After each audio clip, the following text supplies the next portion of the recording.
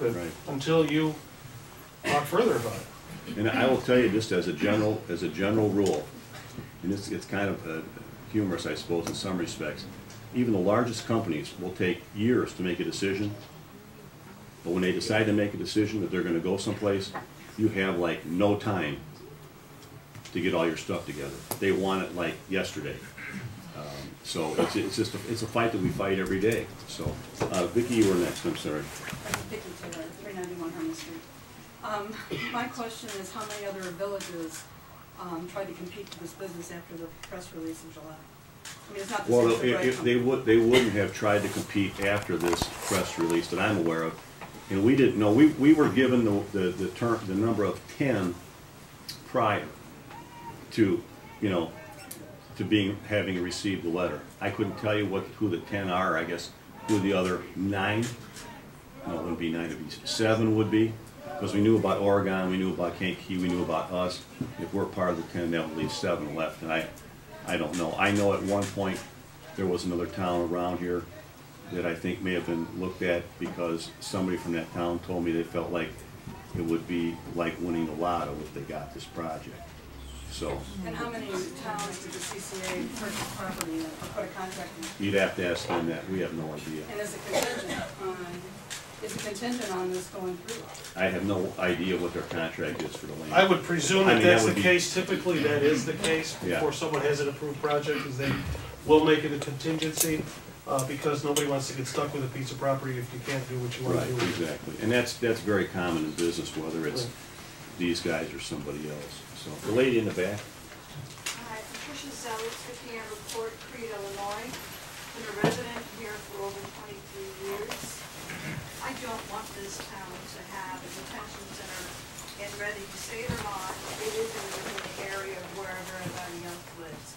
As far as our kids, our churches and stuff like that, no. Okay. Thank you very much. I have a question. Sure. We would like a copy of the solicitation document from ICE, Immigration, and Customs Enforcement for the Chicago Area Detention Center. Like a copy of what we've done. Well, if you would be so kind as to, Deb, you got the ability to write that down now. Can you do that? Or if you could contact us tomorrow and let the clerk know, we'll be glad to get it. Contact the village clerk, either by calling tomorrow or by email. That would be good. And tell us exactly what you want. And if we have it, we'll give it to you. And we'll get you an FOI request, and then we'll need to have that filled out, and we'll provide Freedom of Information Act. I think that I think she may be talking about the white paper. That be it? Well, it's the statement of objectives. The white paper is based on the statement of objectives, and the white paper includes the reiteration of what the statement of objectives All are. right, when I call her, I'll make sure I get everything that she needs so I can post that document. Very good. Okay. I'm going to work from the right to the left. Yes, ma'am. Hi, Patricia Crowley, 1465 Elizabeth Street. I'm wondering, is there a way out of this, or are we too far into it for us to back out? And have you considered perhaps a referendum for the citizens to vote on it? Well, it's not really a referendable item that I'm aware of, but are we too far along to back out? Absolutely not. Cool. Absolutely not. Thank you. And I think that. It's K-R-A-L-I-K. Thank you. Okay. The gentleman in the back. I'm Ralph Martin. I live on Ann Lane in Crete Township. Okay. Just like to make a short point.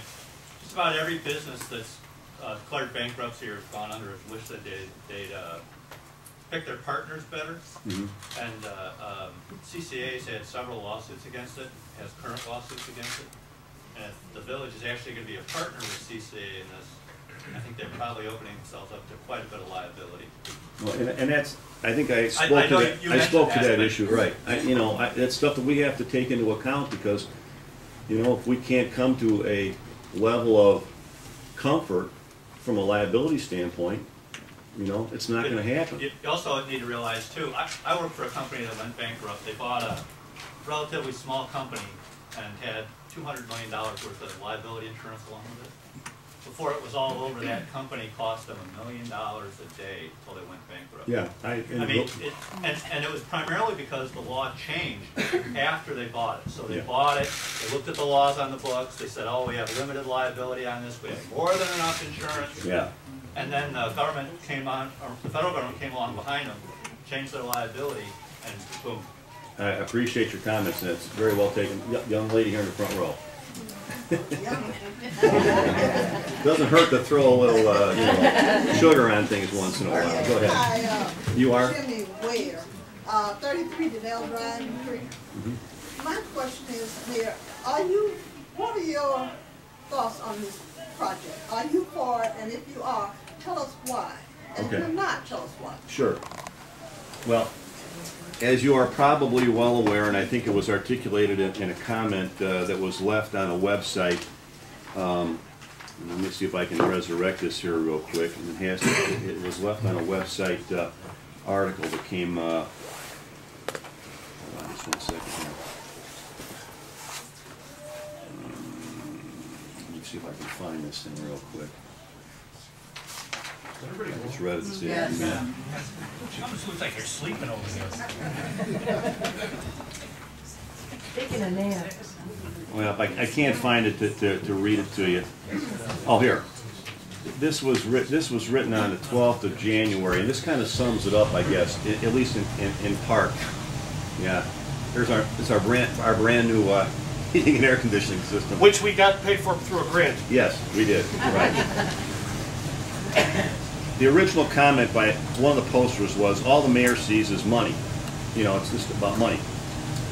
And the person replied, said, sees dollar signs, not people. Really? He's the mayor. Of course he's supposed to see dollar signs.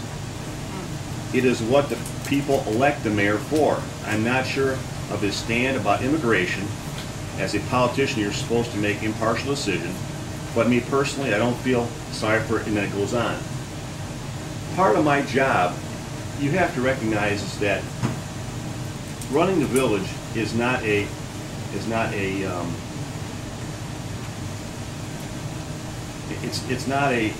just one single item, such as this project. I have about 100 mouths to feed every payday, and yes, it has to do with money. And the reason it has to do with money is because right now I'm worrying about how I'm going to pay people 2 or 3 years from now. And for me to sit here and tell you that I don't look at this as a way for the village to put some money in its coffers, absolutely I do. Now, how important is that against what you folks are saying? That's a decision that this board's going to have to come up with. You know, I can just tell you that I can predict expenses that are coming down the road right now for next budget year that I'm not sure I'm going to be able to cover.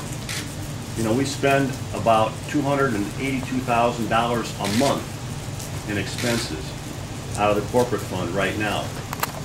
That money has to come from somewhere. We have needs. We have union contracts that have to be satisfied. One would think that the municipality gets to decide how much a police officer makes, but he doesn't. The arbitrator makes that decision. And what happens in other communities affects our community when it comes to wages.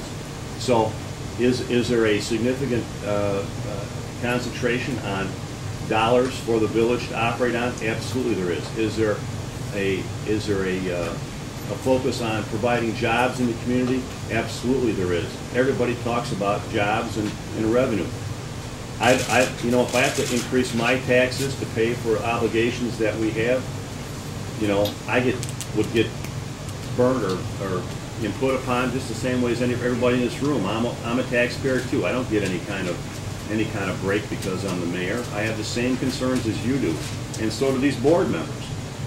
So, you know, I cannot take a proposal like this and just cast it off out of hand. We have to, as a board, look at all these kind of proposals to see if there's any merit in them. And if we determine that there's no merit, they'll go away. And if we determine that there is merit, then we will pursue them to the extent that we feel we need to, because part of our responsibility is to provide a stream of revenue for this village to operate on. As distasteful as that may be at sometimes, that's unfortunately the facts of life as it is today. So I hope I answered your question. If I didn't, you know, please, I'll be glad to talk with you afterwards or something. The lady in the back. Karen Johnson, if we'd like to copy of